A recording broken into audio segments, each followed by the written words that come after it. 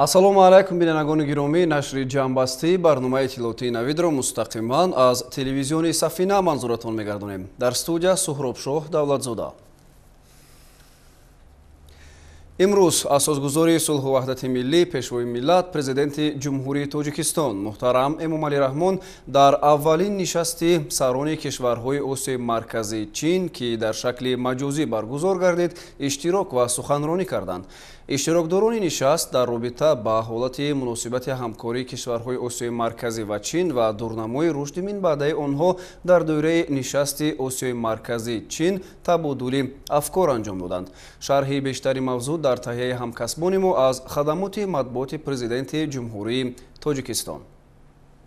25 январ асосгузори сулҳу ваҳдати миллӣ, пешвои миллат, президенти ҷумҳурии Тоҷикистон муҳтарам Эмомалӣ Раҳмон дар аввалин нишасти сарони кишварҳои Осиёи Марказии Чин, ки дар шакли маҷозӣ баргузор гардид, иштирок ва суханронӣ карданд. саммит таҳти раёсати раиси ҷумҳурии мардуми Чин муҳтарам Си Ҷинпин сурат гирифт. саммит ба сисолагӣ барқарор намудани муносибатҳои дипломатӣ миёни кишварҳои Осиёи Марказӣ ва Чин бахшида шуда буд. иштирокдорони нишаст дар робита ба ҳолати муносибати ҳамкории кишварҳои Осиёи Марказӣ ва Чин ва дурнамои рушди минбаъдаи онҳо дар доираи нишасти Осиёи Марказии Чин табодули афкор анҷом доданд. президенти ҷумҳурии Тоҷикистон муҳтарам Эмомалӣ Раҳмон зимни суханронии худ самараи 3 даҳсолаи охирро дар роҳи рушди робитаҳои Тоҷикистону Чин ва то сатҳи шарикии стратегии ҳамаҷониба баровардани онҳо баланд арзёбӣ намуданд. зимнан сарвари давлати мо ташаккули заминаи мусоиди ҳуқуқиву шартномавӣ, роҳандозии муколамаи доимии сиёсӣ дар рӯҳияи эътимод, нишондиҳандаҳои баланди ҳамкориҳои иқтисодиву тиҷоратӣ ва сармоягузорӣ, аз ҷумла татбиқи тарҳҳои бузурги инфраструктуриро натиҷаҳои назарраси ин давра донистанд. пешвои миллат алоқамандии Тоҷикистонро ба идомаи муколамаи созандаи сиёсии ду давлат дар сатҳи олӣ ва бо тадбирҳои нави амалӣ ғанӣ гардонидани мазмуну мундариҷаи ҷанбаҳои гуногуни шарикии стратегии ҷонибҳо ҳам дар чорчӯби дуҷониба ва ҳам бисёрҷониба таъкид карданд. дар робита ба ин соҳаҳои тиҷоративу иқтисодӣ ва сармоягузорӣ, бахусус дар бахшҳои саноат, энергетика, аз ҷумла энергияи сабз, ҳамчун заминаи калидии иқтисоди сабз, нақлиёт ва таъмини ҳамлу нақли бемамонияти борҳо, кишоварзӣ ва иқтисоди рақамӣ аз самтҳои афзалиятнок дониста шуданд. дар суханронии худ пешвои миллат ҳамчунин густариши муносибатҳои ҳамкориро дар арсаҳои зикргардида дар қолаби механизми Осиёи Марказии Чин, аз ҷумла андешидани тадбирҳои иловагиро ба мақсади тавсеяи савдои байни ҳамдигарӣ ва афзоиши ҳаҷми табодули мол, ҳамчунин фароҳам овардани заминаи мусоидро барои ҷалби фаъоли сармоя ба татбиқи тарҳҳои судманди иқтисодии минтақавӣ, аз ҷумла дар доираи ташаббуси як камарбанд як роҳ созгор ба манфиатҳои ҷонибҳо арзёбӣ намуданд. ҳамкориҳои фаъоли ҷонибҳо дар соҳаҳои тағйирёбии иқлим ва таъсири манфии оқибатҳои он ба иқтисоди кишварҳои минтақа муҳим дониста шуд. муҳимияти ҳамкориҳои ҳамоҳанг дар соҳаи тандурустӣ, бахусус дар шароити пандемия, бо мақсади идомаи ҳамкориҳои судманд ҷиҳати пешгирӣ ва назорати бемориҳои сироятӣ, аз ҷумла дар доираи Созмони ҷаҳонии тандурустӣ таъкид карда шуд. дар ҷараёни мулоқот ҷонибҳо вазъи кунунии байналмилалӣ ва минтақавиро мавриди баррасӣ қарор доданд. дар ин зимн сарвари давлати Тоҷикистон зарурати тавсеяи ҳамкориҳоро дар соҳаи амният бо дар назардошти вазъи мураккаби ҷаҳонӣ ва минтақавӣ, ҳамзамон мавҷудияти таҳдиду хатарҳои муштарак таъкид кард. дар ин зимн муқовимат дар баробари терроризм, тунгароӣ, ҷудоихоҳӣ ва ҳамзамон ҷинояткории муташаккили трансмиллӣ, гардиши ғайриқонунии маводи мухаддир аз вазифаҳои аввалиндараҷа номбар шуданд. дар робита ба ин таваҷҷӯҳи ҳозирин ба вазъи мураккаби Афғонистон ҷалб карда шуд. манфиатдор будани Тоҷикистон ба истиқрори сулҳу субот дар он кишвар бори дигар таъкид карда шуда, аз даъвати Созмони Милали Муттаҳид ҷиҳати расонидани кӯмакҳои башарӣ ба мардуми Афғонистон ҷонибдорӣ сурат гирифт. дар хотимаи сухани худ пешвои миллат зикр намуданд, ки Тоҷикистон ба идомаи ҳамкориҳои бисёрҷонибаи кишварҳои минтақа, бахусус дар доираи Созмони Милали Муттаҳид, Созмони ҳамкории Шанхай, машварати ҳамкорӣ ва тадбирҳои боварӣ дар Осиё ва дигар созмонҳои байналмилалӣ ва минтақавӣ аҳамияти хоса медиҳад.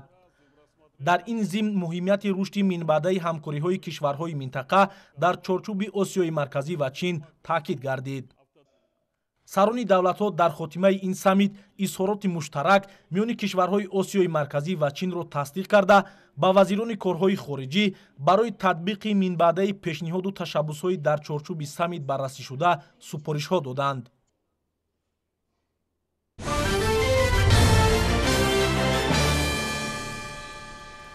президенти ҷумҳурии Тоҷикистон муҳтарам Эмомалӣ Раҳмон тӯли фаъолияти сиёсии худ соҳаи энергетикаро афзалиятнок шумурда ба тараққиёти он аҳамияти махсус медиҳад. воқеан ҳам кишвари мо ки дорои захираҳои азими нерӯи барқи обист метавонад дар таъминоти ҳам дохили худ ва ҳам тамоми минтақа нақши калидӣ дошта бошад ва барои пешрафти иқтисодиёт нақши муҳим бозад. дар паёми навбатии худ ба мақоми олии қонунгузори мамлакат, президенти ҷумҳурии Тоҷикистон муҳтарам Эмомалӣ Раҳмон бахши мазкурро мавриди таҳлили амиқ қарор доданд. шарҳи навбатии барнома дар ҳамин хусус таҳия шудааст.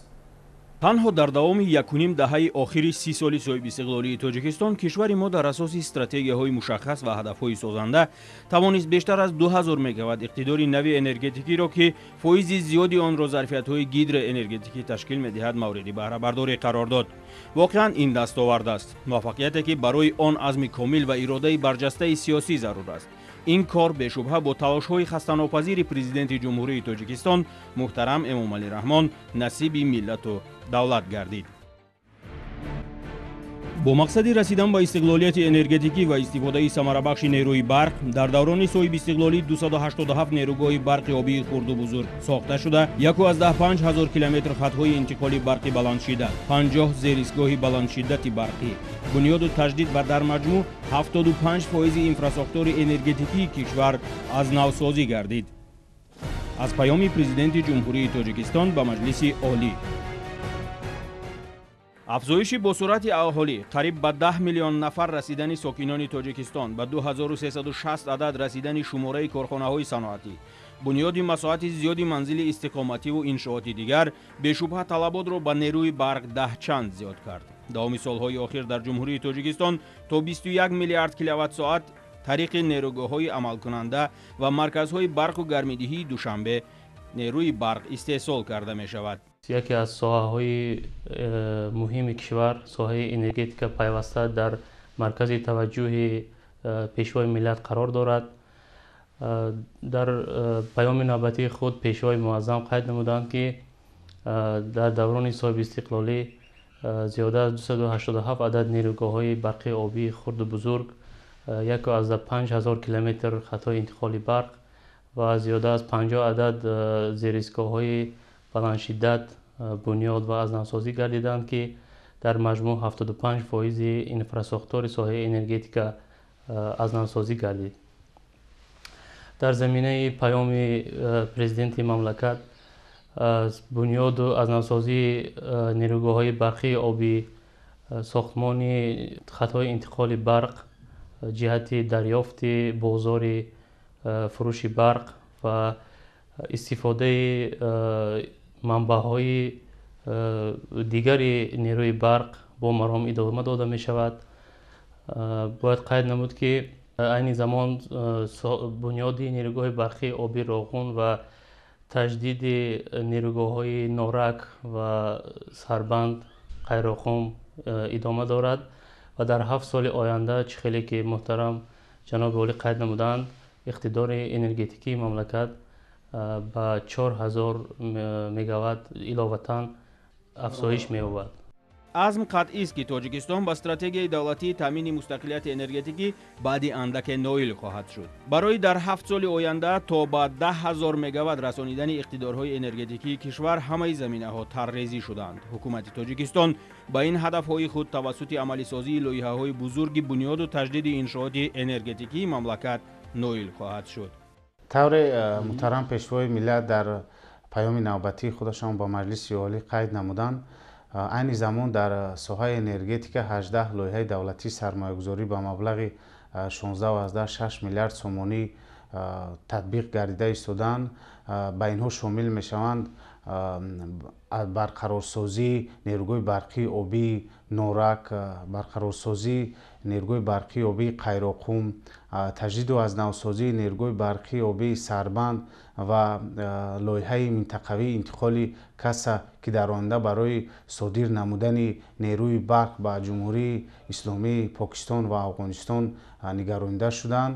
айни замон корҳо бо маром идома дошта пешнавӣ гардидааст ки дар 7 соли минбаъда бо дар назардошти оне ки 4000 мегаватт дар системаи энергетикии ҷумҳурӣ аз ҳисоби таҷдиду азнавсозӣ ана ҳамин нерӯгоҳҳои мазкур яъне тавлид мегардад ба содирот нигаронида шуданд.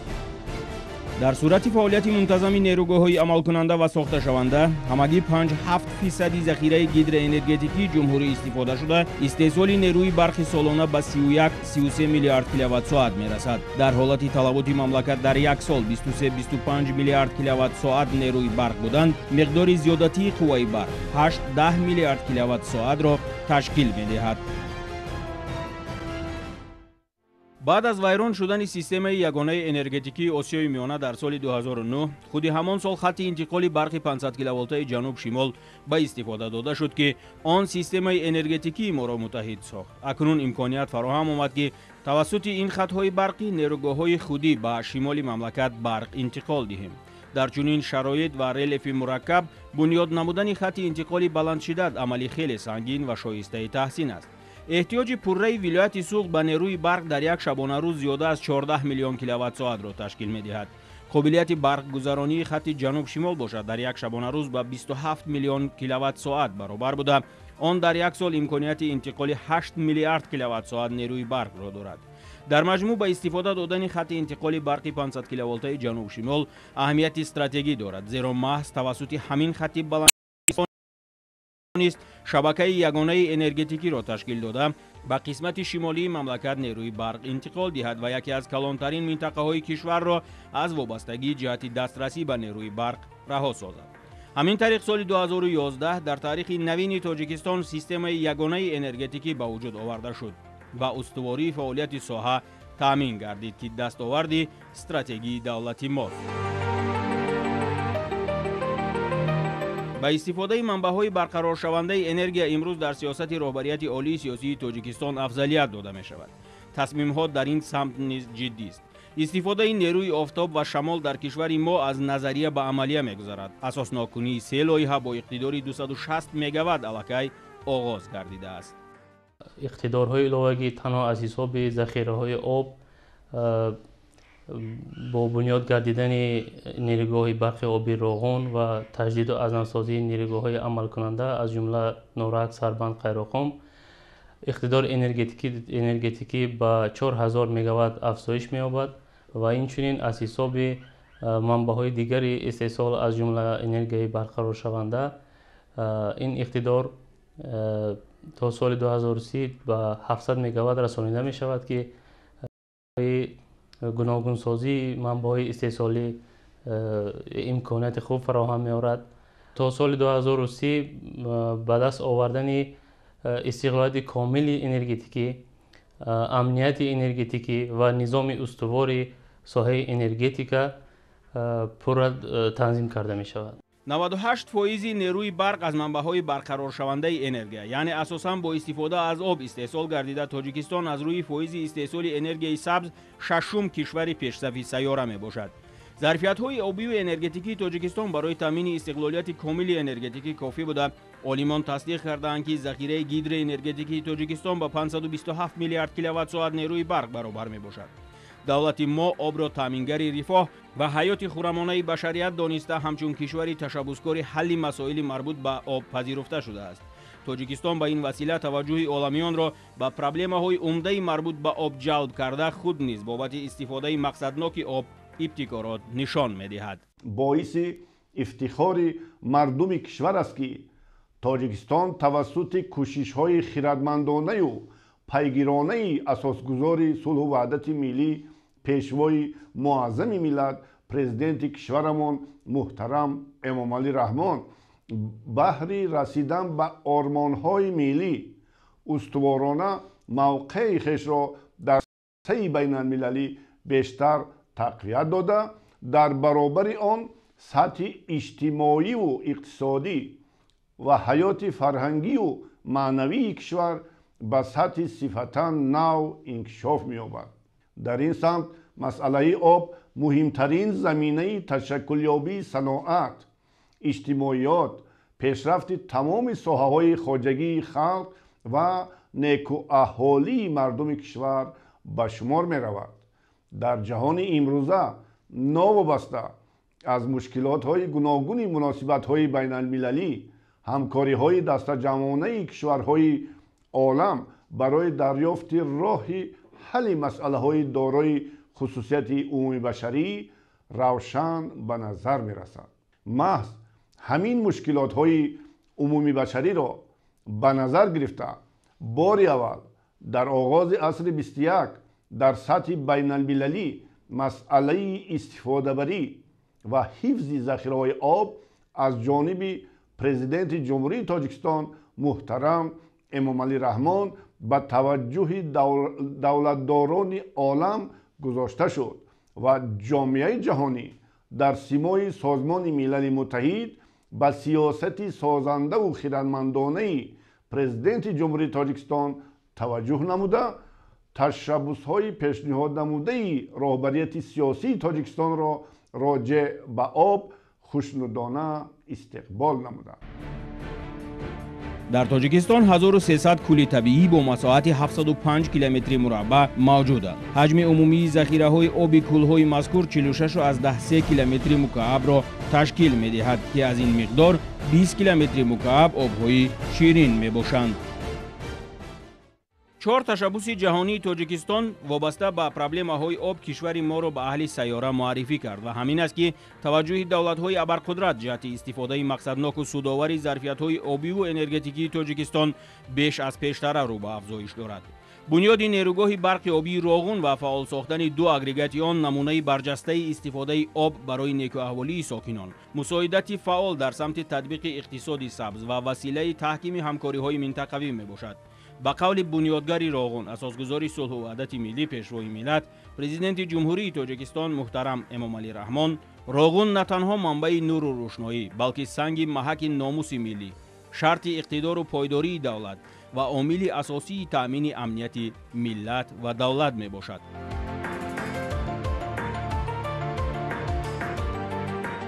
در دوران صاحب استقلالی برای رشد ساحه انرژتیکای کشور 34 لایحه سرمایه‌گذاری دولتی با مبلغ عمومی 57.2 میلیارد سومانی تطبیق کرده شد.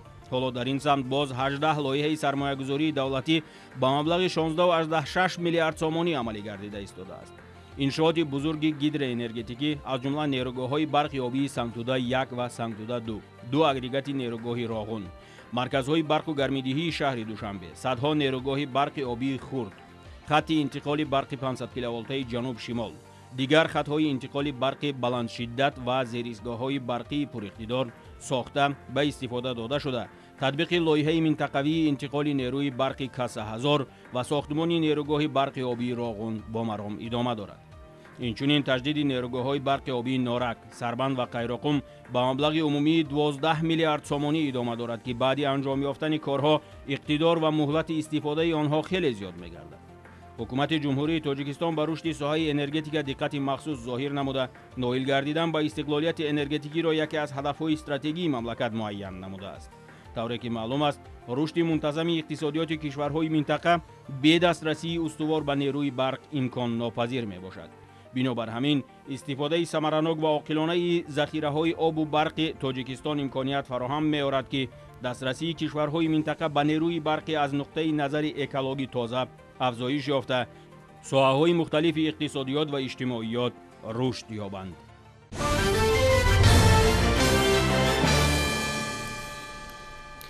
аз маркази шаҳри Кулоб сесой мегузорад ки ҳамасола дар фасли баҳор бо баланд гардидани маҷрои об соҳилҳоро рахна намуда ба шаҳрвандон зарари зиёд мерасонад. дар соли 2010 маҷрои оби сои Тебалай ва соли 2021 Девонасой ва Шураксой баланд шуда даҳҳо манзили зисти шаҳрвандонро валангор намуданд ва талафи ҷонӣ низ ба қайд гирифта шуд. бо дастуру супоришҳои президенти ҷумҳурии Тоҷикистон муҳтарам Эмомалӣ Раҳмон барои зарардидагон хонаҳои нави истиқоматӣ бунёд карда шуд ва айни замон таъмиру барқарорсозӣ ва корҳои соҳилмустаҳкамкунӣ дар соҳаҳои мазкур идома дорад. аз рафти корҳои соҳилбандӣ ҳамкоронамон Ширинҷон Сафарзода ва Сайфиддин Исмоилов гузориш медиҳанд. бо фармоиши муассисаи давлатӣ дирексияи сохтмони иншооти ҳукуматии дастгоҳи иҷроии президенти ҷумҳурии Тоҷикистон дар шаҳри Кӯлоб корҳои соҳилмустаҳкамкунӣ дар соҳаҳои Тебалай, Девонасой ва Шураксой ки аз маркази шаҳр мегузаранд аз ҷониби ширкатҳои сохтмонии ватанӣ идома доранд. корҳои сохтмониро дар Девонасой ҷамъияти дорои масъулияташ маҳдуди Хайри Неъмат ба ӯҳда дошта бо ҷалби сохтмончиёни маҳаллӣ корҳои тахту ҳамворкуниро пурра ба анҷом расонида, айни замон корҳои оҳану бетониро дар ду соҳили Сой ва сохтмони пулҳоро идома дода истоданд. дар корҳои сохтмонӣ беш аз 30 нафар сохтмончиёни маҳаллӣ ва техникаю таҷҳизоти соҳавӣ ҷалб гардиданд. коргарони ҷамъияти дорои масъулияташ маҳдуд Хайри Неъмат ба масофаи 1380 метр ҳамин соҳили Девонасойро ба ӯҳда гирифтагем. То имрӯз 300 метр корҳои оҳану бетониро ба анҷом расондем. ду кӯпрукро пурра буд кардем. дар кӯпрук сеюм оғоз намудем дар арафаи анҷомёбист. мо ҳаракат мекунем ки дар ҳамин вақтҳои муайяншуда ҳамин сохтмонро соҳилмустаҳкамкуниро ба охир расонем. дар Шураксой бошад корҳои соҳилмустаҳкамкунӣ ва сохтмони як пули мошингузар дар кӯчаи Даминзода ба ӯҳдаи ҷамъияти дорои масъулияташ маҳдуди Балх 2015 вогузор карда шудааст. дар ин сой низ корҳо аз рӯи нақша идома дошта сохтмони пули мошингузарро вобаста ба талаботи муосири сохтмонӣ анҷом додаанд. аз рӯи талабот мебояд баъди бунёди сутунҳои канорӣ 28 шабонарӯз ва баъди оҳану бетонрезии қисмати болои пул 28 шабонарӯзи дигар иншоотро нигоҳ дошт ва бо иҷозати мутахассисон ки ташхиси техникиро мегузаронанд равуҳо аз болои пул сурат мегирад. ҳоло бо истифода аз техникаҳо таъмири ду паҳлӯи пулро идома дода истоданд. дигар коргарони ширкат корҳои тахту ҳамворкуниро дар дохили сой гузаронида истоданд. мушкилоти асосӣ дар фаъолияти сохтмончиёни ширкатҳои сохтмонӣ дар Девонасой ва Шураксой мавҷуд набудани роҳ дар шафати сойҳо мебошад. ин раванд суръати кори сохтмончиёнро паст кардааст ва барои ин техникаҳои иловагиро ҷалб намуданд ки масрафи хароҷот дар корҳои сохтмонӣ афзоиш ёфтааст. дар сои Тебалай низ корҳои таъмирӣ аз ҷониби ҷамъияти дорои масъулияташ маҳдуди Шаҳриёр ҷараён дошта дар мавзеи маҳаллаи чармгарони поён соҳилҳои осебдидаро барқарор менамоянд. маҷрои оби сои Тебалай дар фасли баҳор хеле баланд мешавад ва он бо суръати зиёд ҷорӣ шуда метавонад ба хоҷагии халқ зиён расонад. аз ин рӯ дар сои мазкур низ рафти сохтмон аз ҷониби кормандони дирексияи сохтмони иншооти ҳукуматии дастгоҳи иҷроии президенти ҷумҳурии Тоҷикистон зери назорати доимӣ қарор дорад. сохтмончиён мақсад доранд то саршавии боронҳои баҳорӣ ва баланд гардидани маҷрои об дар сойҳо корҳои соҳилмустаҳкамкуниро босифат анҷом диҳанд. Ширинҷон Сафарзода, Сайфиддин Исмоилов аз шаҳри Кӯлоб барои барномаи Навид.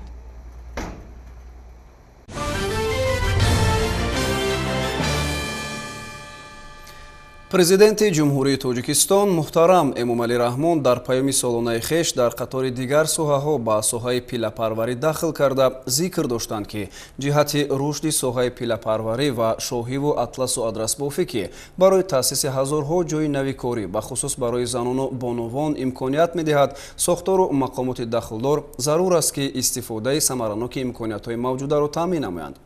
дар робита ба ин замини тӯҷзорҳо ба муддати 10 сол аз пардохти андози ягонаи замин инчунин шахсони ҳуқуқие ки ба коркарди пила ва истеҳсоли матоъҳои шоҳӣ, атласу адрас ва дигар маснуоти бофандагии дастӣ машғуланд, аз пардохти андозҳо пурра озод карда шаванд.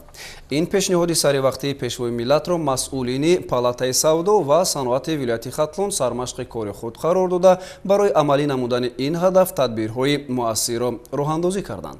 ҳамин буд ки баъди ироаи паём масъулони ташаббускор як гурӯҳ пилакорони вилоятро ҷиҳати таҷриба андохтан ба ҷумҳурии Ӯзбекистон фиристоданд.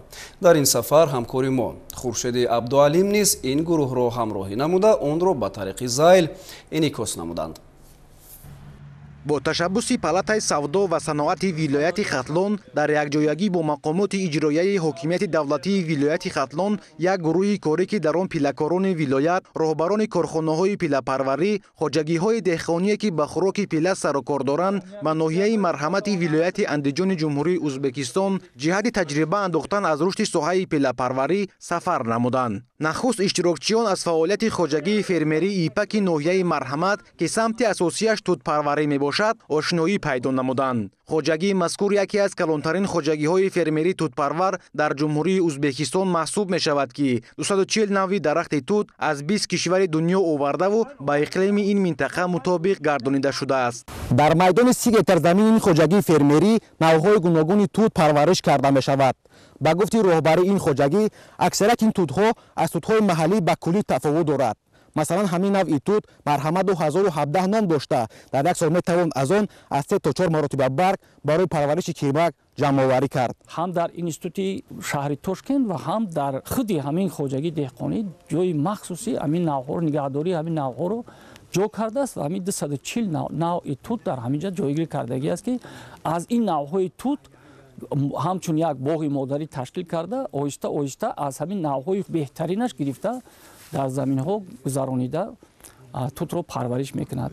аз рӯи суҳбат талаботе ки дар худи ҷумҳурии Ӯзбекистон аст дар як сол 96 миллион дона тут талабот дорад ки мега ҳатто ҳамин хоҷагӣ мега ки ман ҳатто худи ҳамин вилояти Андижона таъмин карда наметавонам бо ҳамин қадар он ки дар майдони қариб зиёда аз 10 гектар фақат бигем ки тухми тута коридааст ё ки ниҳоли тута парвариш мекунад бо вуҷуди ҳамин қадар бигем ки сару кор доштанаш таъминоти як вилоятро ақаллан таъмин карда наметавон мегӯяд. То ҳамин дараҷа тут бисёр аст. 2 сол қабл мо бо роҳи пайвандкунӣ навъи тутеро бо номи Андиҷони нав офаридем. заминҳои мо аввал 8 гектарро дар бар мегирифт. сар аз соли 2017 бо фармони президенти кишварамон заминҳои мо то 30 гектар васеъ карда шуд. тӯли 4 сол мешавад ки дар Ӯзбекистон дар 4 мавсим аз кирмак то 4 маротиба ҳосил ҷамъоварӣ мекунанд. навъҳои туте ки пештар буд барои хӯроки пилла мутобиқ набуд. акнун ки навъҳои тути Ӯзбекистон Андиҷони нав марҳамат 2017 дар 4 мавсим ҳосил медиҳанд, барои ҷамъоварии хӯроки пилла дигар мушкилӣ пеш намеояд. аз ин рӯ бо бародарони тоҷикистониамон тавсия медиҳем ки ин навъи ниҳолонро агар парвариш кунанд мувофиқи мақсад мебуд, зеро ба ин васила аҳолии ноҳияҳои дурдастро ба ҷои кор таъмин кардан мумкин аст. eng chekka qishloq aholilarini ham ish bilan ta'minlash bo'ladi. амаки Абдулфаттоҳ Мусулмонқулов кишоварзест ки дар ин соҳа таҷрибаи чандин сола дорад. ӯ фаъолияти меҳнатии худро ба хотири таъмини заминҳои Ҷумҳурии Ӯзбекистон бо ниҳолҳои хушсифат ва содироти он ба хориҷи кишвар оғоз кардааст. ин деҳқони асил ба иштирокчиён маълумот дод ки аслан ниҳолҳои тудро бо 2 роҳ аз тухмӣ ва пайвандкунӣ парвариш мекунанд. агар тухмӣ дар давоми 2 сол омода шавад, барои ба даст овардани ниҳолҳои тайёр бо пайванд 3 сол лозим меояд. O'zbekiston Ipakchilik ilmiy tadqiqot instituti bilan birgalikda мо бо ҳамроҳии институти таҳқиқоти илмии пиллапарварӣ ҳамкорӣ мекунем. мо вобаста ба навъҳои нави тут таҳқиқотҳои илмӣ анҷом медиҳем. имрӯзҳо ба тамоми вилоятҳои ҷумҳурӣ навъҳои тути моро бурда парвариш карда истодаанд. ба ғайр аз ин мо ба кишварҳои Қазоқистон, Озарбойҷон шартномаҳои ҳамкорӣ дорем ва ниҳолони хешро ба ин давлатҳо содирот мекунем. мо имрӯзҳо бо бародарони тоҷикистониамон табодули таҷриба кардем. ҳамзамон мо бо ҳам шартномаҳои ҳамкории ҷиҳати харидории ниҳолони серҳосили тудро ба имзо расонидем. дар як сол мо 6 миллион ниҳолони тудро барои шинонидан омода мекунем. барои ҳамин онҳо чӣ қадаре ки дархост кунанд мо мефиристем. biz ular qancha agar tut ko'chat so'raydigan bo'lsa, shuni biz yetkazib berish imkoniyatimiz bor. аз таҷрибаи пешқадами ин роҳбари хоҷагӣ бисёр як баҳравар шудем. роҳбарои хоҷагӣ бисёр хусанд шуданд ки ҳамин парвариши тут баро монда шудааст ва ҳатто розӣ аст роҳбари хоҷагии деҳқонӣ ки рафта дар ҷош тартиби аз шинондан то ба мисол ба хӯроки пилла тайёр кардани ҳамин тут метавонад ки рафта дар ҳамҷа маслиҳатоша тавсияоша пешниҳод кунанд. барги дарахти тут ки манбаи асосии хӯроки кирмак мебошад, парвариш ва зиёд намудани майдони тутзорҳо омили асосии рушди соҳаи пилапарварӣ мегардад. Ҳамин аст ки навъҳои тути ин тутзор хеле серҳосил буда ба бемориҳо ва гармиву сармо тобоваранд. Пилапарварони вилояти Хатлон нозукиҳои парвариши тутро ба пуррагӣ аз худ намуда зикр доштанд ки чунин усули парвариш ба манфиати кор буда дар кӯтоҳтарин фурсат ин таҷрибаро дар вилояти Хатлон роҳандозӣ мекунанд. дастуру пешниҳодҳои пешвои муаззами миллат буд ки имрӯз гурӯҳи корӣ ташкил шуд. бо дастгири палати савдои вилояти Хатлон омада мо дидан намудем. боварӣ ҳаст ки баъди ин дидан ягон такон, ягон дигаргунӣ дар соҳаи кирмакпарварӣ дар вилоят мегузарад. хусусан дар вилояти Хатлон тутзорҳо ҳастанду асосан тут дар қадқади ҳама заминҳои пахта вуҷуд ҳастак. агар манами схемае ки ино коридагӣ ҳастанд 40 ба 50 дар 1 гектар то 14,000 тута шинондан мумкин аст. ин мебарад ки аз майдони кам ҳосили зиёди тут гирифтан мумкин аст. агар нақшаи корие ки ҷамъияти самомии пилаи тоҷик дорад дар сари заминҳо барои нигоҳубини кирмак ҷойҳои муваққатӣ ташкил кунад, мана метавонем ки аз 1 гектар то 40 худи кирмакро парвариш намоем. байни ҳамин туто 40 сантиметр аст. байни ҳар як дарахт ҳамагӣ 40-50 сантиметр. ин бигем ки тариқи интенсивӣ ба роҳ мондани парвариши шинодани тут тариқи интенсивӣ аст. бинед ки аз замин ҳамагӣ 50-60 сантиметр вақте ки мо мешинонем, аммо худи дарахта мешонем, дарахти тута мо 50 сантиметр ё 40 сантиметр монда дарахта бурида парвариши тута аз амун 50-40 сантиметр парвариша ба роҳ мемонем. дигар мо болои тут баромадан ҳоҷат нест. ҳар вақти соат агар барои парвариши пила бошад, барои хӯроки пила бошад, ҳар сол ҳамин ба мисол пояе ки кардагӣ аст ҳамора барои хӯроки пила гирем, ҳамин дарахт сол ба сол беҳтар шуда хӯроки пилара барои хӯроки пила истифода бурда мешавад. имрӯз дар майдони беш аз 10 гектар замини ин хоҷагӣ навъҳои серҳосили тухми тут кишт карда шудааст ки аллакай нашъунамои хуб доранд. ба пилапарварони вилоят иттилоъ дода шуд ки дар ин майдон беш аз 6 миллион ниҳоли тут корида шудааст ки баъд аз 1 сол ба фурӯш омода мегарданд. деҳқонони ин хоҷагӣ мегӯянд пеш аз кишти тухмии тут дар заминҳои тутзор на ин ки доруҳои минералӣ, балки порӯҳои маҳаллӣ пошида мешаваду баъдан бо истифода аз техникаҳои мавҷуда шудгор карда мешаванд. бо роҳандозӣ кардани ин усул ниҳолҳои тут зуд қад кашида барои кӯчат омода мешаванд. ҳамзамон иштирокчиён аз минтақае ки ниҳолҳои тут барои фурӯш омода шуданд боздид намуда ба суолҳои худ посух гирифтанд. дар ин ҷо беш аз 500 000 ниҳоли тут зери қум карда шудааст ки дар наздиктарин фурсат ба хориҷи кишвар содирот карда мешавад. дар 1 гектар замине ки тут парвариш мекунад, тухми ҳамин тута мекорад, то ҳама хароҷотҳое ки аст 60 000 хароҷот мекунад. вақте ки тут тайёр мешавад, то 750 000 дона аз 1 гектар тут тайёр мешавад. агар 150 донаи ҳамира ҳисоб накунаду 600 000 донаи ҳамира ҳисоб да бигирад мега барои фурӯш, як суми агар ба шарти ба фурӯш бароро мега 600 000 сомон фоида ба даст меорад. ки агар 100 000 шам хароҷот шавад, 60 000 100 000 хароҷот шавадам 500 000 аз 1 гектар замини ҳамин тут фоида мегирад мегад.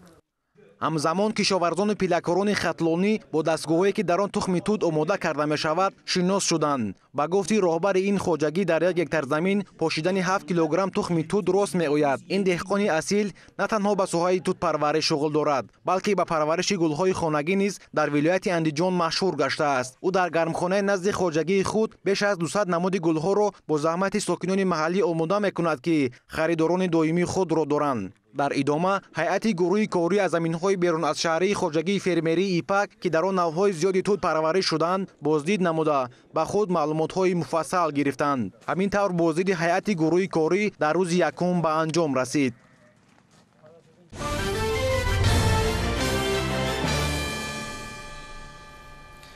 امروز در وزارت معارف و علم جمهوری تاجیکستان دوری جمهوریوی آزمونی آموزگاری سال تاجیکستان 2021 آغاز گردید. آزمون 3 روز ادامه یافت. در آن اشتراکچیان هنر و مهارت و دانش و ملکه خود را پیشنهاد اعضای حکمان می‌نمایند. مراسم جنببست و جایزه سپاری به غالبان 27 ینور برگزار می‌شود. تفصیلات بیشتر در گزارش همکارانمان. ضمن مراسم افتتاحی آزمون اعضای حکمان، اشتراک‌کنندگان و نمایندگان ساحه معارف از شهر و ناحیه‌ها اشتراک داشتند. ابراز گردید که آزمون مذکور آخر هر سال با مقصد دریافت آموزگاران با استعداد، نوآور، ایجادکار، قدردانی مهنت آموزگار و رشد فعالیت کسبی کارمندان ساحه معارف گذرانیده شده. در این سمت از طرف وزارت معارف و علم برای در سطح بلند و شفاف دایر نمودن آن تمام تدبیرهای ضروری اندیشیده می‌شوند. نوآوری را در آزمون امساله مسئولین به استفاده تکنولوژی معاصر و اینوواسیونی ربط دادند. مقصدی در عمل تطبیق نمودن فرمان پرزیدنت جمهوری تاجیکستان درباره 20 ساله آموزش فن‌های طبیعت‌شناسی دقیق و ریاضی اعلام نمودن سال‌های 2020-2040 در ساحه علم و معارف، وزارت معارف و علم جمهوری تاجیکستان نظامنامه برگزاری آزمون جمهوریوی آموزگاری سال تاجیکستان را تجدید نظر نموده، با آن تغییرات وارد نموده. استفاده تکنولوژی معاصر تعلیم، همچنین استفاده تکنولوژی اینوواسیونی را در تعلیم به یکی از شرط‌های آزمون وارد نمود. معرفی تجربه کاری، مجلس پدر و مادران، کار با کامپیوتر، درس کنکورسی از روی اختصاص، تحلیلی درس، ساعت تربیوی و جواب دادن به سوالها شرط‌های آزمون به حساب رفته. در مجموع از روی 7 شرط اشتراک کنندگان دوره جمهوریوی آزمون آموزگاری سال میانی هم سبقت خواهند کرد. اکثریت آزمون‌هایی که در ساحه معارف برگزار می‌گردند با یک مقصد، تکمیل مهارت کسبی کارمندان ساحه و در نهایت کار بلند برداشتن صفت تعلیم برگزار کرده میشد. این آزمون نیز با مقصد هوسمند نمودن آموزگاران نوآور و ایجادکار برگزار کرده می شود و تا که آنها به دیگران نمونه عبرت بوده، آموزگاران دیگر نیز جهت در عمل تطبیق نمودن سیاست معارف پرورانه اساسدار صلح و وحدت ملت، پیشوای ملت پرزیدنت جمهوری تاجیکستان محترم امامعلی رحمان کار و فعالیت خود را باز هم تحکیم بخشند.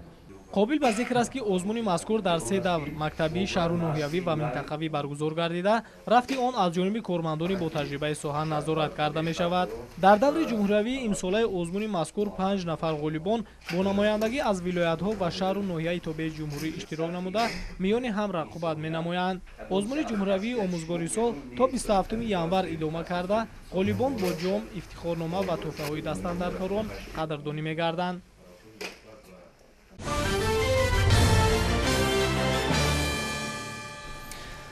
воқеан тӯли солҳои соҳиби истиқлолии кишвар соҳаҳои иҷтимоӣ аз ҷумла бахшҳои маорифу тандурустии мамлакат дар чаҳорчӯби тадбирандешиҳои мақомот ва ислоҳоти густурдаи ин бахшҳои ҳаётан муҳим рӯ ба рушд ниҳодааст. нишондиҳандаҳои ин соҳаҳои пешбарандаи ҷамъият дар ноҳияи шаҳри нав низ қонеъкунанда мебошанд, мегӯянд ҳамкорони мо Хуршед Ҳалимов ва Тоҳир Сулаймонов. در ناحیه شهر نو امروز 36 مؤسسه تأسیسات میانه عمومی، 10 مؤسسه تأسیسات عمومی اساسی و 7 مؤسسه تأسیسات ابتدایی، همچنین یک مؤسسه دولتی تعلیمی، مکتب اینترنت جمهوریوی کودکان یتیم ناحیه شهر نو، آسایشگاه بیماری‌های سیر قره‌طاق، لیسه کسبی تکنیکی رقم 11 و یک چند کودکستان‌های نزد شعبه معارف و خصوصی فعالیت دارند. در دوران استقلال دولتی جهت پیشبرد سیاست دولتی جوانان و فراهم آوردن شرایط مساعد برای انکشاف همه‌جانبه آنها، نقشه و برنامه‌های زیاد قبول و عملی گردید که به شرایط بهتر زندگی و تحصیل، کسب آموزی مساعدت نموده است. ما همیشه کوشش میکنیم که ملکه و مهارت خود را رشد دهیم، از بالای خود بیشتر کاربری کنیم و حرکت کنیم که نسل آینده را، نسل نورس و جوان را در روحیه وطنداری، در روحیه خویشتنشناسی، افتخار کردن از ملت و از گذشته خویش، افتخار کردن از بزرگان خود، افتخار کردن از این دستاوردهایی که در دوران استقلالیت ما را نصیب گشت و ارج گذاشتن به مقدسات ملی، ارج گذاشتن به این قدر خدمت‌های فرزندان به آر و ناموس کشور. ما نیز باید نسل نورس را همه خیلی در این گونه روحیه ها و تربیت سازیم تا اینکه آنها نیز در آینده برای ملت و برای وطن یک خدمت خود را کرده توانند. برای در سطح بلند استقبال گرفتن 30 سالگی استقلالیت دولتی جمهوری تاجیکستان در یک چند جماعت و دهات کارهای زیادی را به انجام رسانیده، بنگاه‌های طبی و خانه‌های سلامتی ساخته به استفاده داده شدند. ساکنان در دهه‌ها که تا این وقت از خدمت‌رسانی طبی بی بهره بودند، با دستگیری مقامات اجرایی محلی و ساکنان خیرخواه و آبادکار دیارشان از خدمت‌رسانی طبی برخوردار گشتند. امروزها حکومت جمهوری تاجیکستان نسبت به سوهای تندرستی دستگیری نموده ایستادند. در این 30 سال استقلالیت سوهای تندرستی سال از سال پیشرفته ایستاده است. برای کارمندان سوهای تندرستی شرایط خوبی کاری مهیا کرده ایستادند و سال از سال بینید که با تجهیزات‌های زمانوی در سوهای تندرستی مجهز گردانده شده است. ما حرکت میکنیم که بهر سالمی جامعه سهمگذار باشیم. واقعا مردم تمدنساز و آبادگر و زحمت پیشه و با فرهنگ ناحیه شهرنو تمام جشن‌های ملی کشور را با روحیه بنیادکاری و سازندگی استقبال گرفته، برای باز هم تحکیم بخشیدن پایه‌های دولت جوانمان سهم وطن دوستانه خود را می‌گذارند.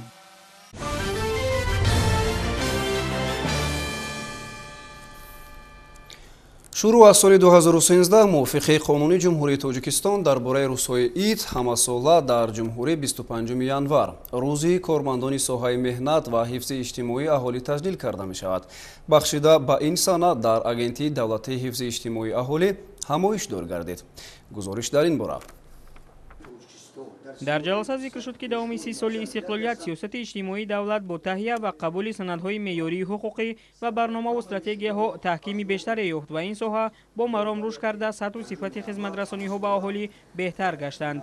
ҳамасола барои дастгирии оилаҳои ниёзманд, пиронсолону маъюбон ҳукумати тоҷикистон маблағҳои зиёде ҷудо мекунад ва барои истироҳату тавонбахшии ашхоси ниёзманд тадбирҳои ҷиддӣ андешида мешаванд.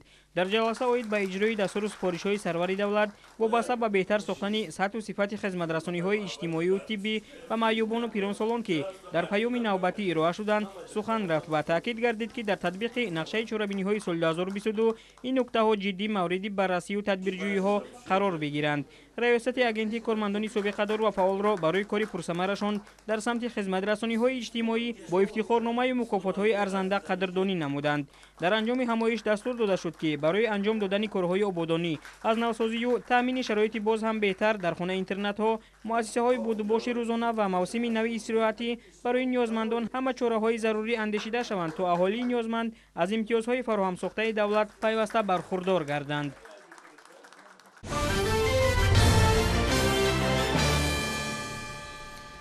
ба хотири тозагии муҳити атроф бо ҷалби сокинон ва кормандони корхонаву ташкилот дар шаҳри Исфара пайваста ҳашарҳои экологӣ гузаронида мешавад.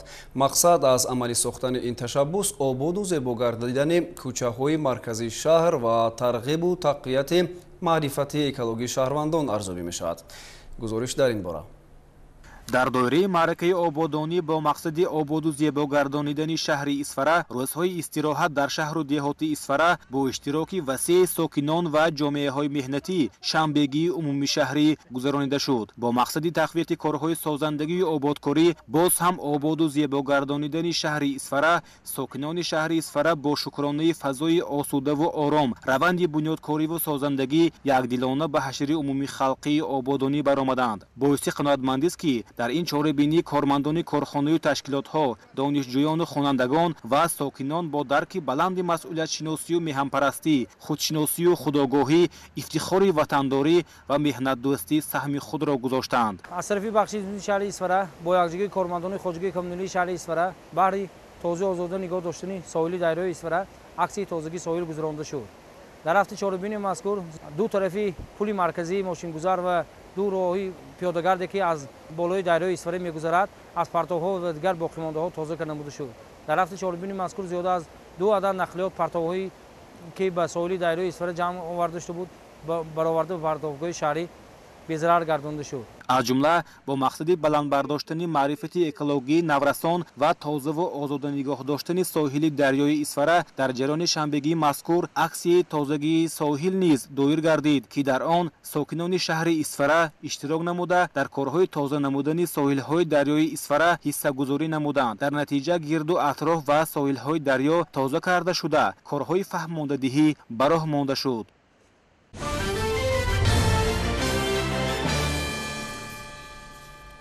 бинандагони азиз, ҳамин гуна буданд хабарҳои нашри ҷамъбастии барномаи иттилоотии навид. ҳамин ҷо барномамон ба анҷом мерасад, вале барномаҳои дигари телевизиони Сафина идома доранд. дар давоми шаб бароятон истироҳати хубу хушро таманно мекунем. хайр.